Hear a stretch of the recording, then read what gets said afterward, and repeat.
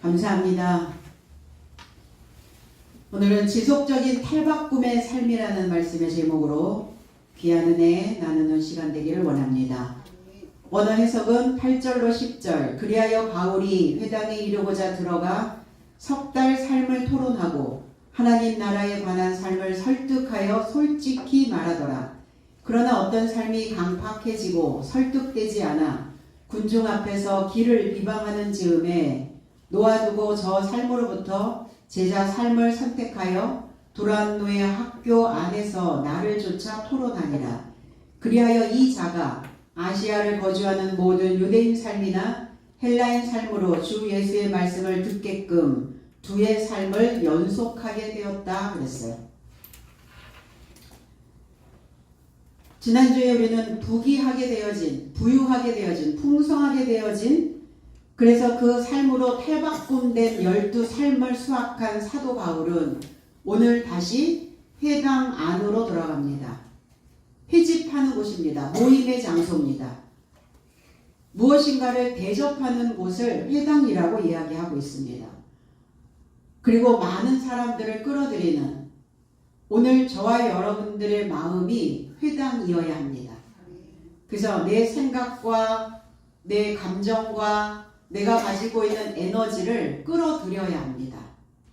그래서 여기에서 나가는 모든 것들을 받아들일 준비를 하는 그 삶 자체가 회당이다와 오늘 바울은 그 회당에 들어갔습니다. 무엇을 통하여 들어갔다 이렇게 얘기했어요. 그러니까 회당이 되어지기 위해서 내 속에 있는 회당으로 들어가기 위해서는 뭔가를 통과해야 된다는 겁니다. 뭘 통과해야 될까? 내 안에 쌓여있는, 내 안에 더덕더덕 붙어있는 많은 감정, 많은 낡은 사고들, 이런 것들을 뚫고 들어가야, 그래야 우리는 회당 안에 나를 끌어들일 수가 있다. 이렇게 말씀합니다. 마태복음 6장 6절에 그래서 너는 기도하는 동안 너의 골방에 이르고자 들어가 너의 문을 잠그고 은밀함 안에 계신 너의 아버지에게 기도하라.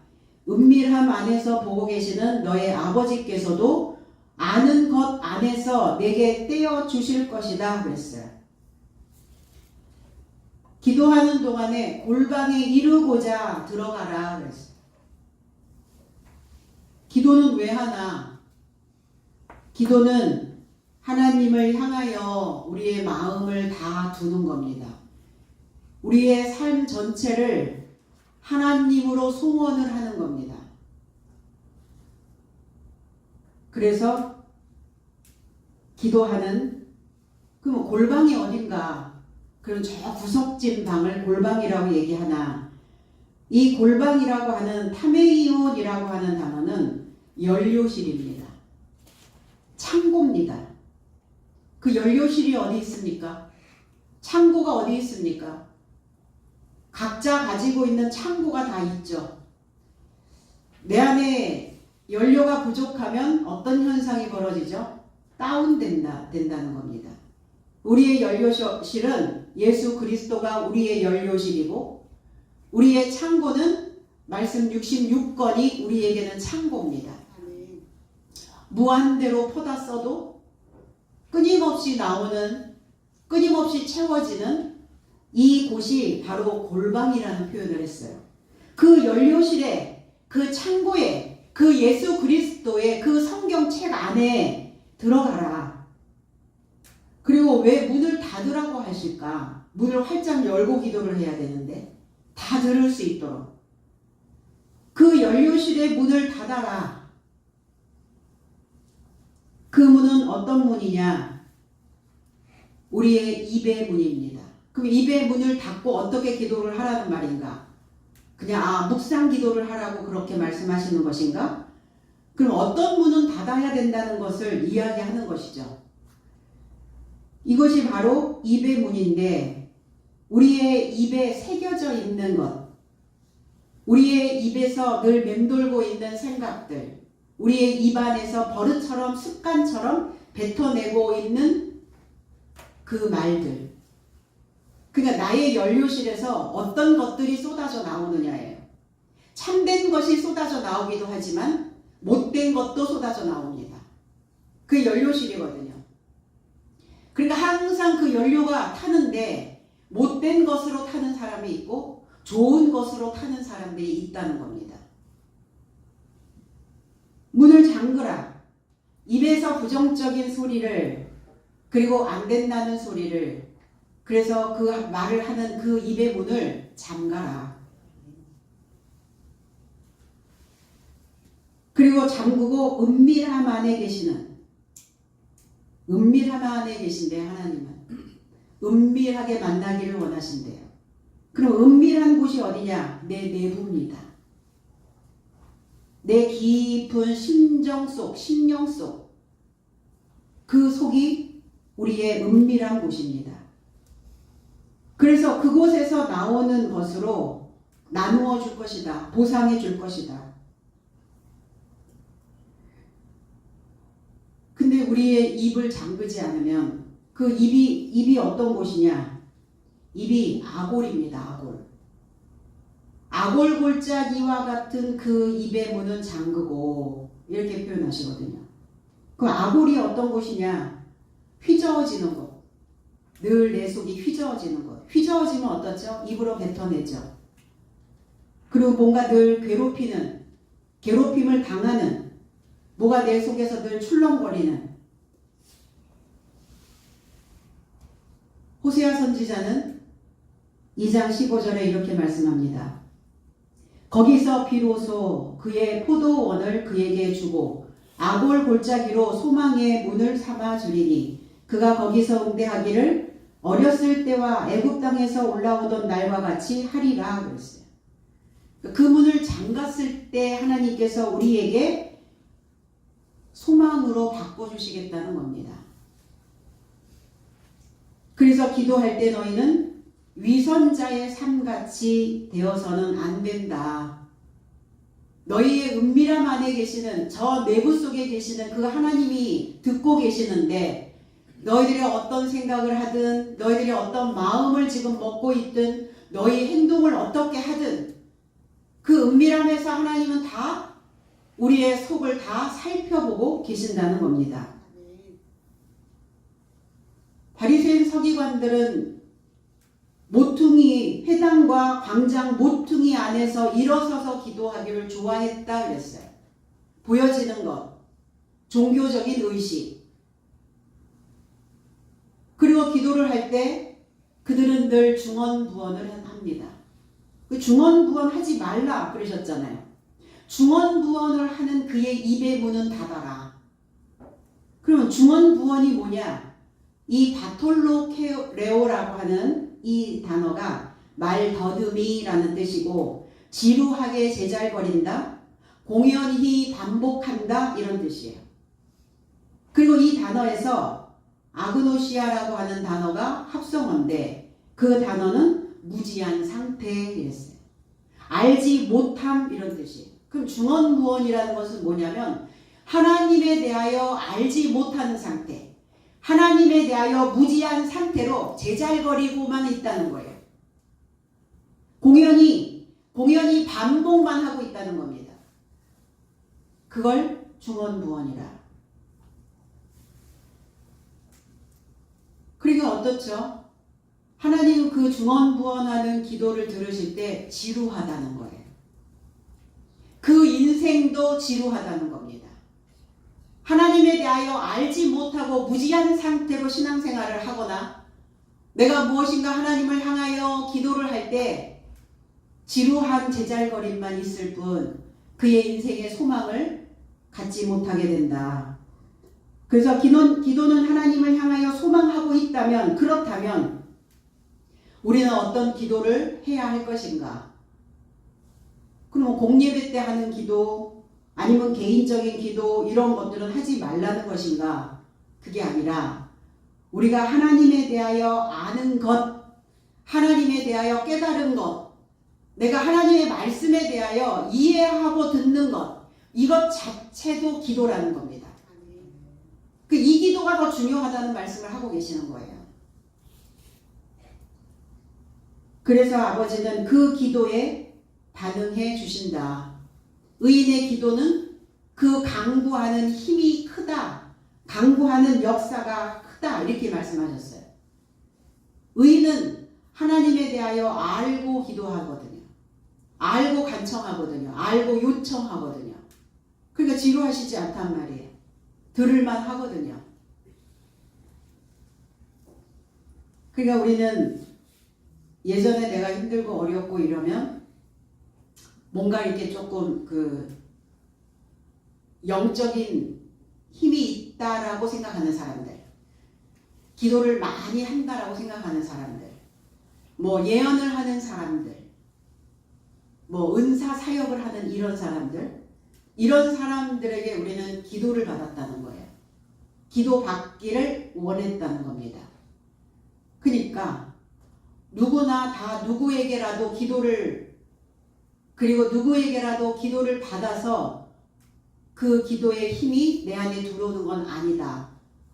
그리고 기도는 아무에게도 어떤 사람에게도 함부로 해줘서도 안 된다.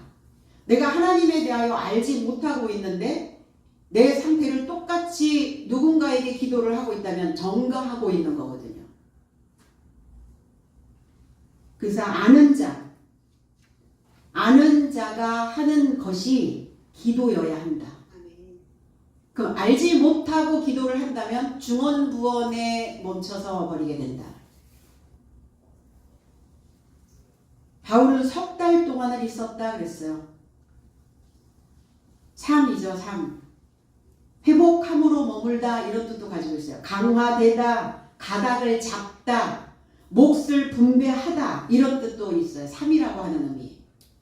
강화시키는 겁니다. 그 몫을 분배하고 있는 겁니다. 하나님이라고 하는 그 가닥을 잡아야 실마리가 풀릴 거 아니에요. 내가 살아가는데도 그냥 무턱대고 살지는 않죠.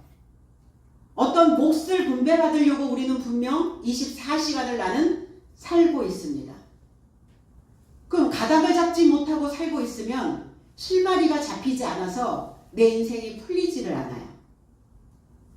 뭐가 내 생각도 조금 막 엉킨 실타래가 쭉 풀려나가듯이 쭉 풀리는 느낌이 들어야 되는데 다 뒤죽박죽 엉망진창으로 엉켜있는 것 같은 느낌만 계속 들어온다는 겁니다.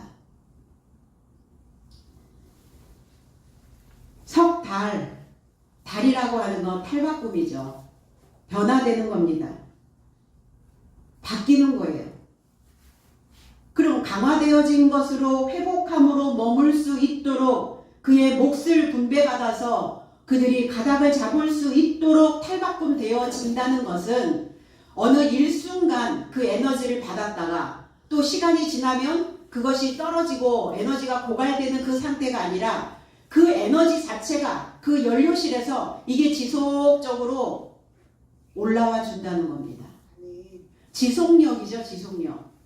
어느 날은 화들짝 좋았다가 어느 날은 저 바닥으로 떨어졌다가 이렇게 하는 것이 아니라 평평한 길을 걸어갈 수 있도록 늘 평정심을 유지할 수 있도록 내 안에 지속적으로 연료가 공급되는 이거를 3달이라고 얘기했어요. 사도행전 7장 20절에는 모세에 대한 메시지가 나옵니다. 그 시기 안에 모세가 탄생되었는데 하나님에게 세련된 자였더라. 모세는 하나님 보시기에 준수하였더라 그랬는데 외모가 잘생기고 외모가 준수한 자가 아니라 생각이 세련된 자였다고요. 우리가 세련됐다라는 표현을 언제 하죠? 서투르지 않고 어색한 데가 없고 훌륭하고 미끈하게 가다듬어져 있었을 때 우리는 그 사람을 세련됐다라고 말합니다. 그러니까 우리는 겉모습도 가꾸고 그리고 우리의 속도 가꿔서 겉과 속이 세련되게 보기 좋은 떡 먹기 좋게 만드셔야 된다는 겁니다. 하나님에게 세련된 자였더라. 그의 아버지 집안에서 3달 삶을 양육하더라 그랬어요. 아버지의 집에서 석 달 삶, 모세도 석 달. 이 삶의 의미가 이렇게 있는 거예요. 모세도 가닥을 잡아야 되고 하나님의 법을 분배받아야 되고 그리고 강화되어져야 되고 회복함으로 지속적으로 머물러 있어야 되는 상황이기 때문에 법을 주는 자가, 지도자가 흔들리면 안 되죠. 감정에 의해서 이랬다 저랬다 해버리면 그 백성들은, 그 성도들은 갈피를 잡을 수가 없잖아요. 그러니까 석 달 삶을 양육하더라 그랬어요. 그리고 바울 사도께서도 하나님의 몫을 분배받고 강화되어지고 또 탈바꿈 또 되어서 담대히 전했다 이렇게 얘기했는데 담대히가 아니라 숨김없이 말했다. 영적인 일과 어떤 행실에 있어서 확신하며 솔직하게 말했다 그랬어요. 히브리서 3장 6절로 8절에는 그러나 그리스도는 그의 집을 접해 아들같이 믿음직스럽다. 내 삶이 만약 솔직함과 소망의 자랑을 완성까지 확고히 점유하였다면 그의 집이다. 그로 인하여 성령이 이같이 말씀하시되 만약 오늘날 너의 삶이 그의 음성에게서 들었다면 광야 안에서 시험의 날을 쫓아 반발 안에서 같이 너의 마음을 완고하게 해서는 안 된다 그랬어요. 솔직하게, 솔직함, 있는 그대로 여기다 물 타지 않고 다른 색깔 붙지 않고 있는 그대로 말씀 그대로 그냥 찍어주는 거예요. 그게 원액을 먹으려니까 부대끼기도 하죠. 거기다 좀 희석해서 주면 좋은데 먹기 좋게 좀 희석해서 주면 좋은데 그렇게 안 한다는 거예요. 말씀을 줄 때는 그냥 숨김없이 말한다는 거예요. 요 정도 해도 하나님 봐주실 거고 네가 요만큼까지 했어도 하나님 축복 듬뿍 주실 거야. 이렇게 하지 않는다는 거예요. 소망의 자랑을 완성까지 확고히 점유하였다면 이렇게 됐어요. 소유주와 점유자가 있습니다. 소유자냐 점유자냐. 그러면 소유자는 주인이죠. 점유자는 사용자입니다. 소유자는 권리가 있어요. 내가 원하는 대로 할 수 있는 권리가 있어요. 저거 치워. 이러면 치워야 돼. 저거 버려야 돼. 점유자는 저 꼴보기 싫으니까 치워. 못 치워요. 저 폐기처분 할 수가 없어. 왜냐하면 권리가 없단 말이에요. 근데 점유자가 소유자가 될 수 있는 시점이 있어요. 그러니까 오랫동안 내가 어떤 땅을 내가 점유해서 빌려서 오랫동안 가꾸고 보살피고 있었어요. 그런데 소유자가 관리를 안 해. 몇십 년이 지나가도 한 번도 와보지를 않아. 그러면 점유자는 법원에다가 점유 취득 시효라고 하여서 소송을 걸어요. 내가 이렇게 오랫동안 점유를 했는데 소유자가 관리를 해주지 않습니다. 그러면 나에게도 소유권을 좀 주십시오. 점유 취득 시효를 달라고 소장을 내는 거예요. 그러면 내가 점유자에서 소유자가 될 수 있거든요. 그럼 저와 여러분들은 점유자입니다. 소유권은 하나님께 있어요. 그러니까 내 인생을 내가 함부로 할 수가 없는 거야. 나한테 맡겨놓으셨기 때문에. 내가 하기 싫어. 하기 좋아. 내 감정에 의해서 내가 뭔가를 이렇게 할 수 있는 권리가 없다는 겁니다. 그런데 그 권리를 취득할 수 있는 기간, 내가 그 점유자로서 오랫동안 나의 삶을, 나의 시설물을, 내 생각을, 내 마음을, 내 삶을 잘 관리하고 잘 가꾸고 잘 다듬어내고 잘 성장시켰다면 이제 우리도 하나님께 점유, 취득, 시효를 달라고 요청할 수가 있다는 거예요. 그러면 그때 내가 보니까 잘하였다. 착하고 충성된 종아. 그게 뭐냐면 달란트예요. 달란트. 1달란트, 2달란트, 5달란트 맡기셨죠? 1달란트 받은 자 다 점유자입니다. 5달란트 받은 자도. 근데 잘 관리했어요. 잘 성장시켰어요. 내게 아니니까, 주인이 있으니까 남겼단 말이에요. 1달란트 받은 자는 관리하지 않았어요. 성장시키지 않았습니다. 자기 멋대로 살았어요. 자기 마음에서 올라오는 대로 생각대로 막 그렇게 육신을 그렇게 함부로 했단 말이에요. 뺏기잖아요. 그러니까 넌 자격 없어. 점유하고 있는 그 삶조차도 뺏어버리신다고요. 소유권을 인정받고 싶잖아요. 우리가. 나도 주인으로 살고 싶으시잖아요. 그럼 주인으로 살려면 관리하셔야 됩니다.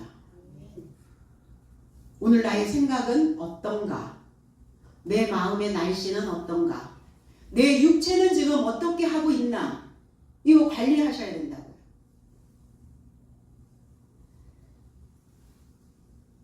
그래서 바울도 자기 자신을 늘 말씀을 통해서 자기는 날마다 나를 쫓아서 죽노라 이렇게 표현하잖아요.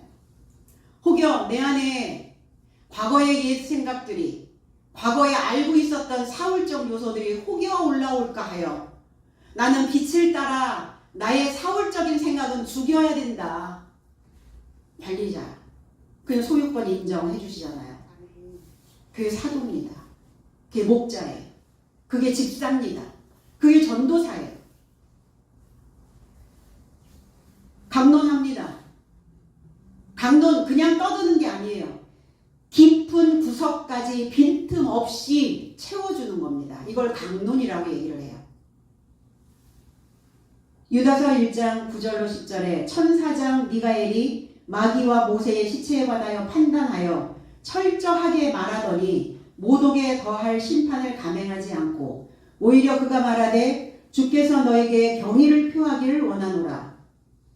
그러나 이런 삶은 뭔가를 알지 못함으로 모독하도다. 저의 삶은 이성 없는 생물같이 본성적으로 친숙하고 저 삶 안에서 부패되더라 그랬어요. 천사장 미가엘과 마귀가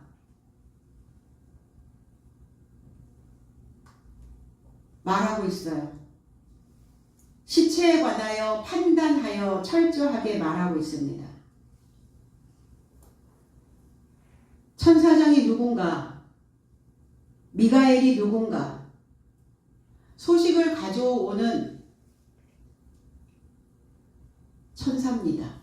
소식을 가지고 있는 지도자예요.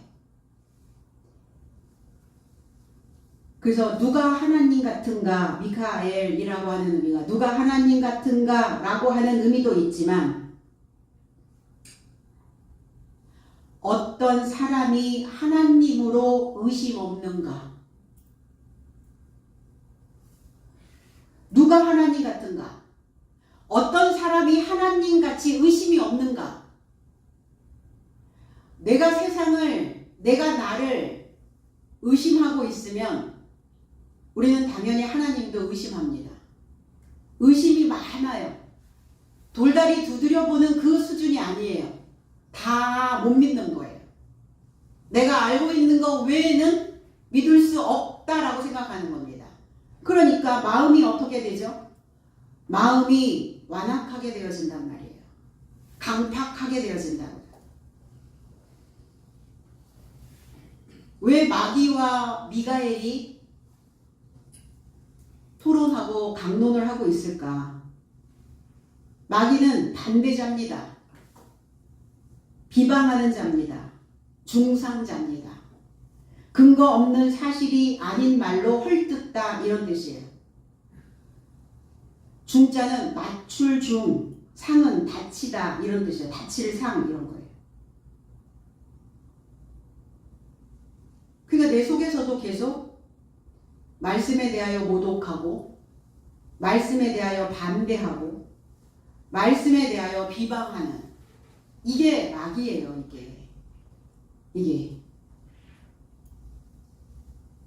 그 히브리어로 넘어가면 사탄이라고 얘기합니다. 헬라어는 사탄이라고 얘기해요. 사탄이 뭐냐? 자기 경험으로 연마되어 규칙으로 정함. 자기가 만들어 놓은 자기 경험, 예전에 알았던 거, 내 안에 경험되어졌던 거, 그러니까 자기 수준의 경험으로 자기를 연마해요. 그러니까 나를 연마하니까 어때요? 내가 예전에 경험했던 것이 옳다 이렇게 생각하는 거예요. 그것만 옳다. 그것만이 옳은 것이다. 그리고 그것으로 규정한다. 규칙으로 정해버리는 거예요. 이게 사탄이라니까요. 나는 사탄일 리가. 나는 마귀일 수도. 없나요? 있죠. 모세의 시체에 관하여 판단하여 이랬어요. 모세의 시체, 모세의 소마, 모세의 몸, 모세의 형체. 그러니까 모세의 형체는 어떤 거냐? 율법 아래 있던 몸이었어요. 율법 아래 있었던 그 몸. 신명기 34장 5절로 6절에는 이에 여호와의 종 모세가 여호와의 말씀대로 모압 땅에서 죽어 벳부얼 맞은편 모압 땅에 있는 골짜기에 장사되었고 오늘까지 그 묘를 아는 자 없느니라. 다윗의 묘는 오늘날 너희 안에 있느니라 이러셨거든요. 근데 모세의 묘는 아는 자가 없다 그랬어요. 그러니까 모세는 율법이죠.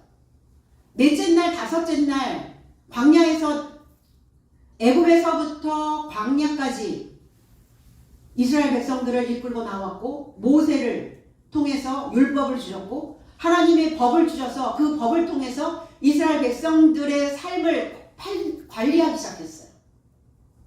단둘이 하기 시작했다. 단둘이가 된 자는 거기에서 탈바꿈이 일어났고 단둘이에서 벗어나기를 원하는 자들은 탈바꿈이 일어나지 않았어요. 그러니까 탈바꿈 된 자들만 또 새 땅을 밟을 수 있었던 것을 우리는 기억합니다. 그리고 신약에 넘어오면 모세의 글을 너희들이 읽으면 읽을수록 너희들의 얼굴에 쓰여진 그 베일이 벗겨지지 않는다 이렇게 얘기했어요. 그게 무슨 말이냐면 너희들이 가지고 있는 예전의 것, 그 모세의 율법, 구약적 사고, 옛날에 알고 있었던 거, 그거 아무리 되새김질 해도 너희 속에서 일어나고 있는 너희 삶 속에서 벗겨내야 되는 것들이 벗겨지지 않는다. 그러면 새순이 돋아나지 않는다는 거예요. 새로운 싹을 볼 수가 없다는 겁니다. 지각이 둔하여지겠죠. 이성 없는 짐승이거든요. 이성이 없는 생물. 그러니까 부패되어진다. 그럼 사람이 왜 부패되냐면 무지함으로 인해서 부패되어진대. 내가 알고 있는 수준에 멈춰 있기 때문에 썩는 거예요. 뭐하지 않으니까. 이 흐르지 않고 솟쳐내지 않으니까. 뭐가 위에서 쏟아지면 그거 받아야 되는데 안 받아들이니까. 그래서 지각이 둔하여지고 불신을 하게 되니까 눈이 멀게 돼버리는 거예요. 눈이 멀어요. 안 보이는 거죠. 내 삶도 안 보이고 내 미래도 불투명하여 그러니까 내 속은 불안하고 내 머리는 깜깜하고 이렇게 되어진다는 겁니다. 그래서 그들을 건면해야죠. 그런 나를 건면하셔야 된다는 거예요. 설득해야 됩니다. 설득한다는 건 굴복시키는 거예요. 그 말씀이 틀리지 않았다면 동의해 주셔야 되거든요. 그러니까 동의가 안 들어오니까 재청이 없고, 그러니까 진행이 안 되는 거야, 내 삶이. 내 속에서 회의를 통해서 다듬어내야 될 것들, 버려야 될 것들, 새롭게 만들어내야 될 것들, 이게 돼야 되는데 회의가 안 되니까 그 상태로, 묵은 상태로 그냥 막 시간만 보내는 거야, 시간만. 나이만 먹는 거죠. 디모데후서 1장 12절에 이런 이유를 인하여 내가 이런 고난을 받으나 부끄러워하지 않노라. 왜냐하면 지금으로 내가 믿고 있다는 것을 알았고 그가 내 위탁을 그날에 이루고자 지키실 수 있다는 것을 내가 설득당했기 때문이다 그랬어요. 바울 사도는 내게 주신 이 직임으로 인하여 내게 주신 그것을 내게 위탁해 주셨는데, 나에게 주신 그 사도라고 하는 그 직임을 위탁해 주시는 그 날에 이루고자, 그리고 내가 그 위탁하여 주셨다는 그것을 내가 지키고 가는 그 삶을 하나님께서 봐주시고 계신다면 하나님께서 나를 지켜주실 것이다. 내가 하나님께서 나를 지켜주고 계신다라는 것에 내가 설득당했다, 이렇게 표현합니다. 설득돼야 돼요. 그 엉뚱한 거에 자꾸 설득되지 마시고, 어린아이 같은 수준, 초중학문적인 수준, 내가 알고 있는 거 그거 하나에 자꾸 설득되니까 새로운 것에 설득이 안 되는 거예요. 거기엔 굴복이 안 되고 거기는 동의가 안 되는 겁니다. 주님의 증거로 포로된 바울은 항상 자기 자신을 나는 포로된 바울이다 이렇게 표현해요. 난 포로다. 어디에 포로냐? 그리스도 예수에게 포로된, 잡혀있는 자다. 거기에 갇혀있는 자다. 그러나 나는 그것을, 내가 포로되어져 있는 그 삶을, 갇혀있는 삶을 나는 부끄러워하지 않는다. 그리고 나를 부끄럽지 않도록 나 자신을 설득하고 굴복하고 하나님의 말씀에 동의하고, 그렇게 되어진 나를 하나님은 거룩한 초청으로 나를 인도해 주셨다. 그러면 하나님이 우리를 거룩한 초청을, 거룩해질 수 있도록 우리를 초청해 주셨고, 집사로, 때로는 전도사로, 이 사역자로, 일하는 자로, 목자로 우리에게 이러한 직임을 주셨다는 것은 좋은 날만 있겠습니까? 이 삶을, 이 직임을 위탁받았다면 예수 그리스도와 공동으로 고초도 받아야 된다는 얘기예요. 그런데 너희들이 받은 그 직임으로, 너희들이 받은 그 직임은 좋은 위탁물이다. 그러니까 잘 보존해라. 너희들의 삶도 너희 것이 아니다. 네 몸이 네 것이 아니다. 위탁물이다. 잘 관리하고 잘 성장시켜서, 잘 성장시키고 잘 크게 할 수 있도록, 그 집도 잘 지어갈 수 있도록 보존시켜라. 그래야 내가 너를 나와 함께 같은 자리에, 그 제사장의 자리에, 왕의 자리에 너를 주인으로 초청할 것이다. 바울 사도가 구석구석 빈틈없이, 그리고 솔직하게 숨김없이 말했던 부분이 뭐냐면 하나님 나라에 대한 거예요. 하나님 나라에 대하여, 왕국에 대하여, 왕권에 대하여. 그러니까 처음 들어본 왕국, 처음 들어본 왕권, 처음 들어본 하나님의 나라. 그러니까 그 하나님의 나라가 어디에 있습니까? 하나님의 나라는 예수 그리스도입니다. 저와 여러분들이 하나님의 나라여야 됩니다. 하나님의 나라가 되어서 내 숨이 다하면 하나님의 나라로 가는 겁니다. 되어야 가죠. 안 됐는데 갑니까? 안 됐는데 하나님의 나라에 갈 수가 없죠. 그러니까 너희가 하나님의 나라에 들어올 수 있는 자격이 있는지 없는지 그거를 검증할 수 있는 시간을 주시는 게 우리가 지금 살아있는 동안이에요. 우리가 호흡하고 있는 이 동안을 네가 검증해서 네가 하나님의 나라가 지금 되어가고 있는지 아니면 사탄의 나라가 되어가고 있는지 검증해라. 검증해서 너희들의 내 기능이 다 했을 때 그때 너희들은 정말 자신 있게 정말 확신 있게 하나님의 나라에 간다라고 말할 수 있는 것이다. 사람들의 마음이 굳어버렸어요. 그게 참 이상하죠, 그죠? 틀린 말 안 하고 옳은 말이고 들을 법도 한데 안 들어먹어요. 왜 그러냐면 고집불통이라 그래요. 다 한 고집들 하거든요. 완고하게 되다 바싹 마르다. 이게 마음이 이렇게 휘어져서 그래요. 이게 딱 곧아야 되거든요. 휘어진 곳에다가 불을 넣으니까 잘 안 부어지는 거예요.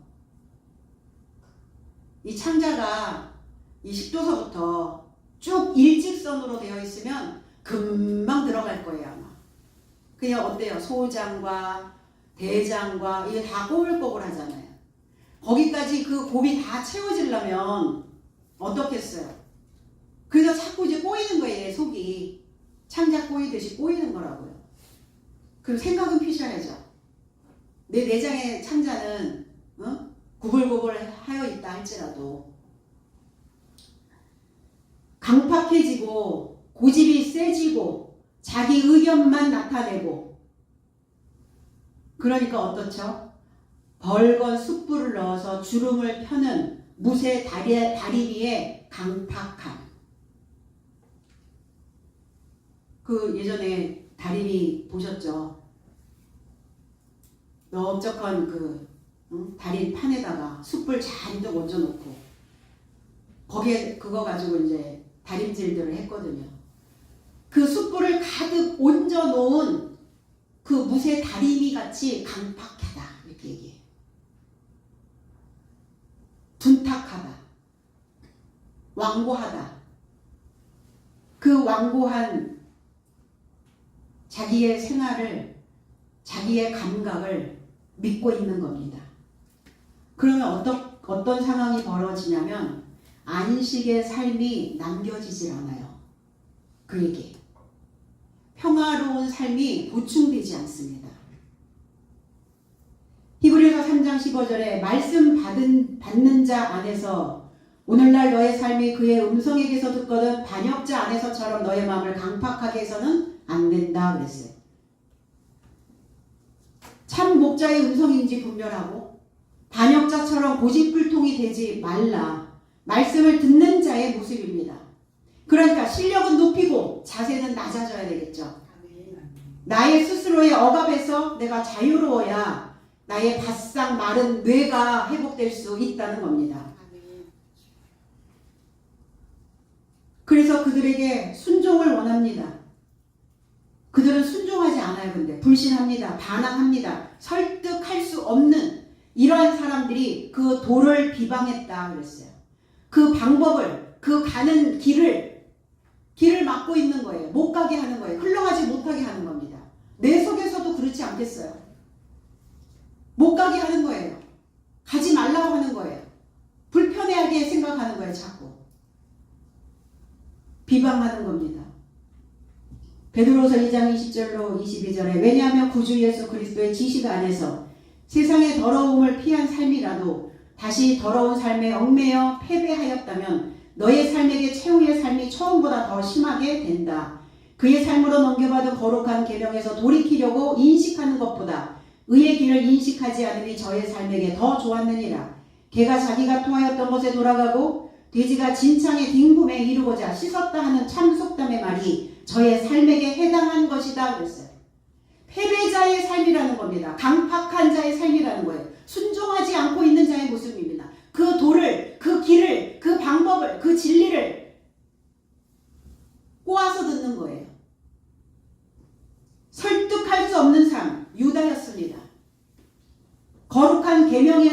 먼저 너희가 돌이킨다는 것은 모세의 계명을 인식하는 것이다. 그러니까 너희가 모세의 계명을 인식하는 것, 그것이 중요한 것이 아니다. 그리고 예수 그리스도의 의로운 길인 이 지식을 알지 못함이 오히려 더 좋을 뻔했다. 예전에 신앙생활 해왔던 거 그거 중요한 거 아니다. 모세의 계명만을 알고 있는 거, 그걸 인식하는 거, 그것으로 돌이키고 있다는 거, 내가 알고 있었다는 거, 내가 하나님을 믿었다는 거, 그것이 다가 아니다. 그게.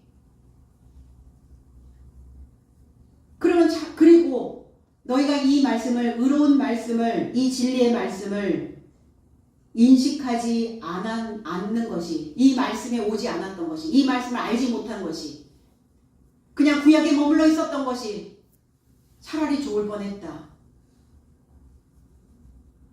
그 얼마나 하나님 보시기에도 그들 마음이 강팍하니까, 도저히 구제가 안 될 것 같으니까 뭐 하시는 거예요? 차라리 이 말씀을 듣지 않는 게 너한테는 좋을 뻔하였다.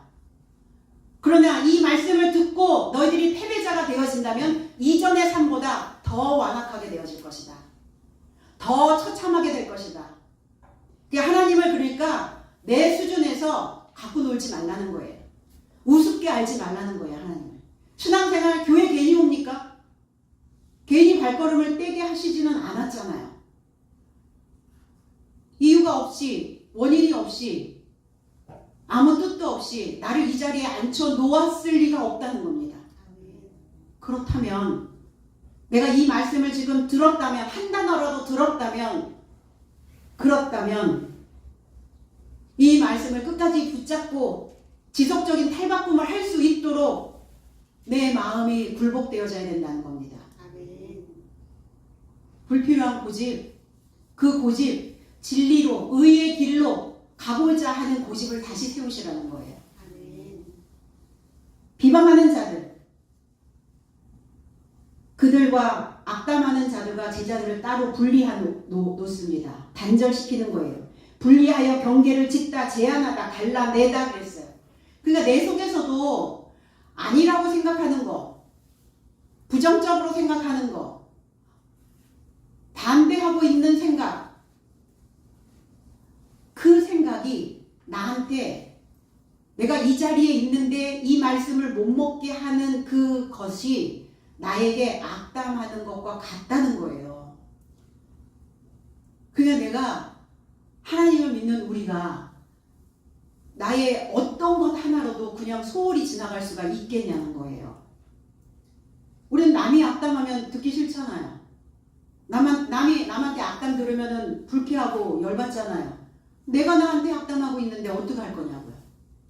듣지 않고 있다면, 비방하고 있다면, 불신하고 있다면,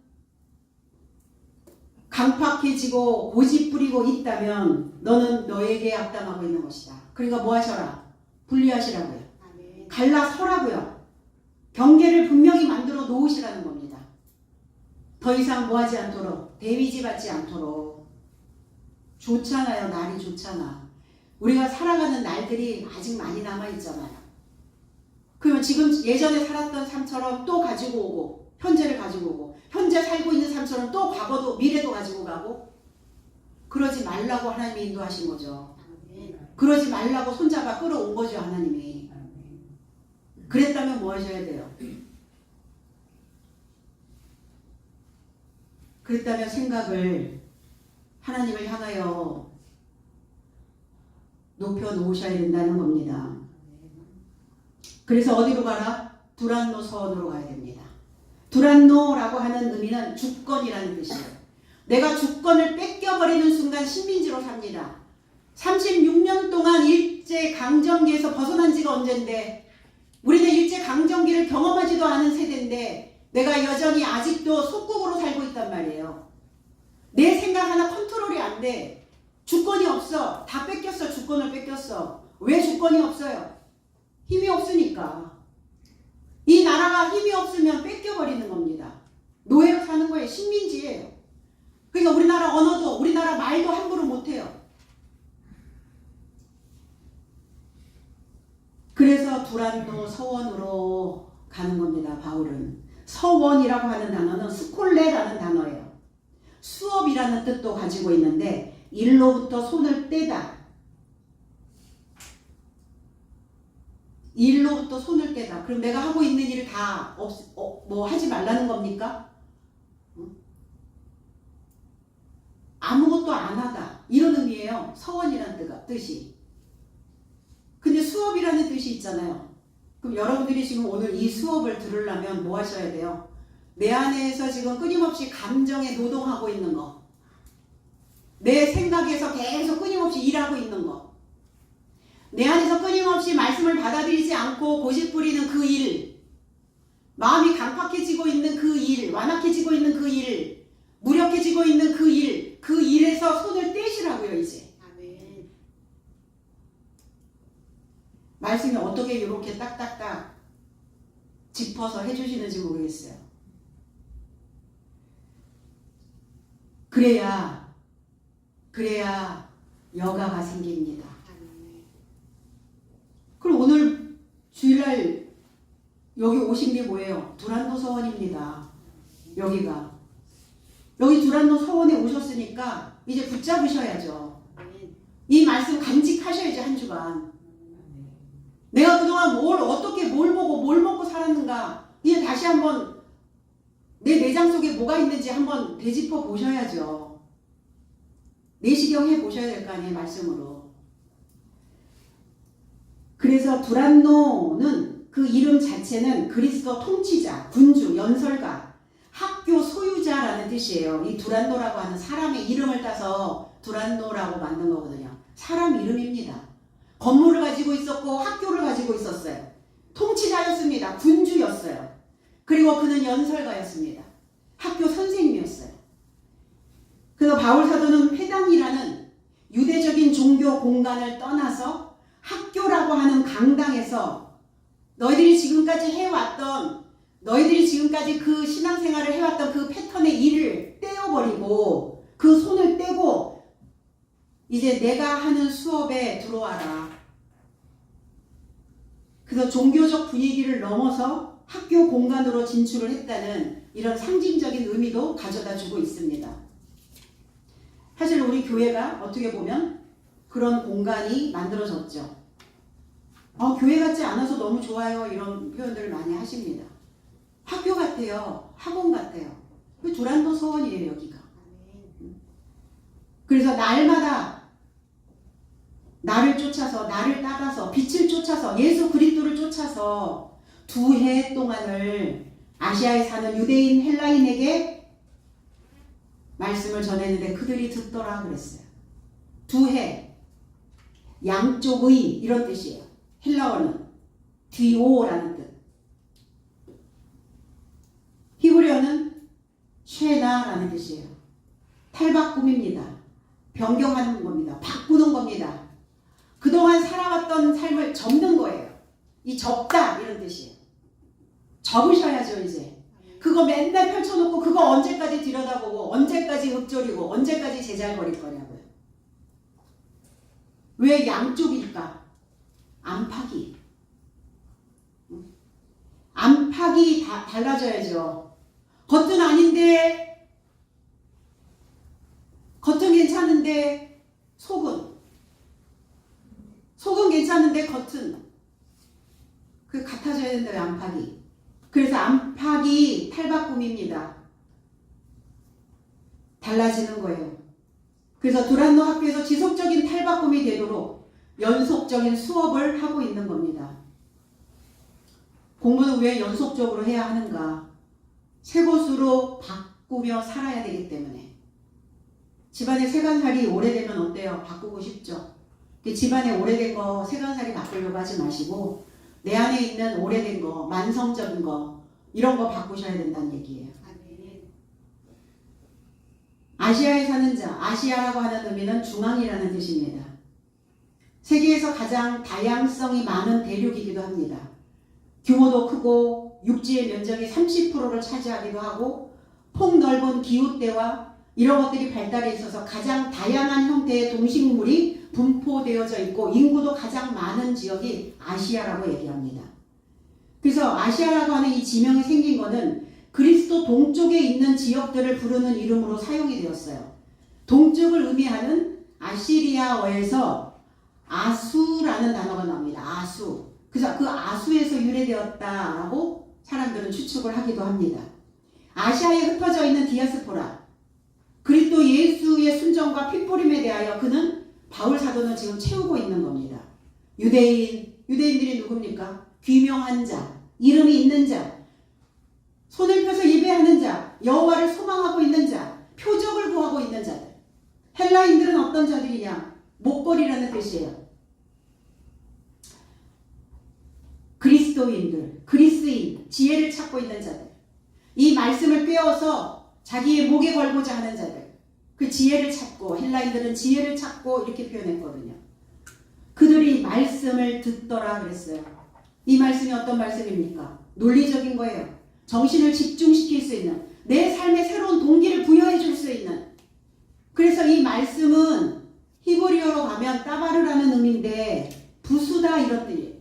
말씀이 들어가면 부서져야 돼요. 말씀이 들어가면 내 안에 전염이 생겨요. 전염. 역병이 생겨야 된다고요. 그게 뭡니까? 말씀으로 전염이 확 되어져야 되는 거예요.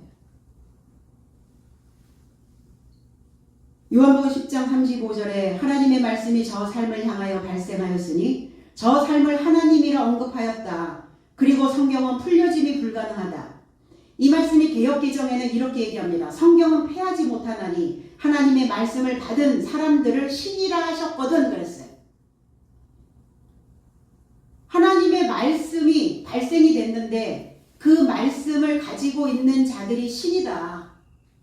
하나님의 말씀이 그들을 향하여 발생했는데 그 발생된 말씀을 가지고 있는 자들이라. 근데 그 말씀은 풀려짐이 불가능하다. 그건 뭐냐면 성경은 사람들을 풀어지게 하는 게 아니다. 성경은 말씀은 생각을 정신을 집중시켜서 내 마음을 단단히 묶는 것이다. 그러니까 성경은 풀어짐이 불가능하다 이렇게 표현했어요. 말씀을 가지고 있는 사람들을 하나님이다. 내 안에 말씀이 있다면 내가 하나님이다. 내 안에 계신 하나님이다. 내가 말씀이 없다면 하나님을 믿는 것 같으나 하나님 믿는 것이 아니다. 그래서 다 우리를 왜 하나님이 말씀을 우리에게 허락하셨는가? 시편 기자는 82편 6절로 7절에 이렇게 말씀합니다. 내가 말하기를 너희는 하나님이며 다 가장 높은 자의 아들이라 하였으나 사람같이 죽으며 지배자의 하나같이 열등해지리로다. 말씀을 가지지 못하면 너희들은 내동댕이 쳐진다. 열등해질 것이다. 내 안에 하나님이 계시는데 내가 왜 열등해져요? 왜 열등감이 생깁니까? 왜 패배자처럼 살아갑니까? 하나님이 허락하신 거예요. 너희는 다 하나님이며 그랬잖아요. 가장 높은 자의 아들이라. 근데 너희들이 그 말씀을 다 내동댕이 치고 너희들이 하나님의 말씀을 받아들이지 않으니까 다 사람같이 죽었다 이렇게. 처다담처럼 죽었다. 볼품없이 살아간다. 이렇게 표현하시거든요. 그 말씀을 듣고 계십니까? 들어오십니까? 들어 먹으십니까? 들으셔야 돼요. 들어 먹으셔야 돼요. 복종이 되어야 알려줍니다. 하나님은. 내 마음이 딱 굴복이 되고 내가 설득이 되어야 그래야 그때 비로소 들려와요. 오늘 이